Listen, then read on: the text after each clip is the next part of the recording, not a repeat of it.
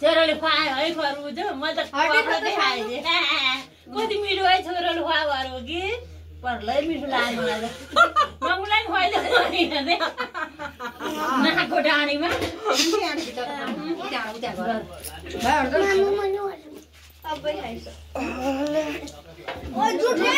नचलाउ न त्यो चाहिँ नचलाउ यो चलाउ लाग्थ्यो झरे म नलाउने त्यो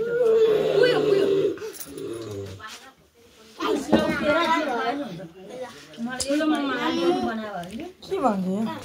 सेभ गर सेभ सेभ लेखेको नि खै कहाँ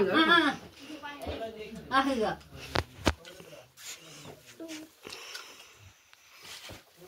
यो सबै चारलाई खुवाइदेऊ न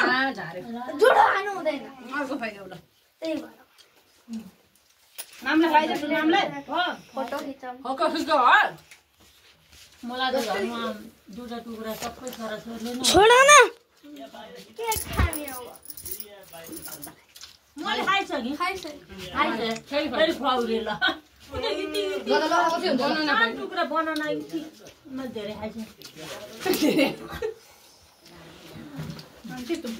उचालेर नाङ्लो मलाई अङ्गुर कुल्चिएर बर्बाद पारेँ मैले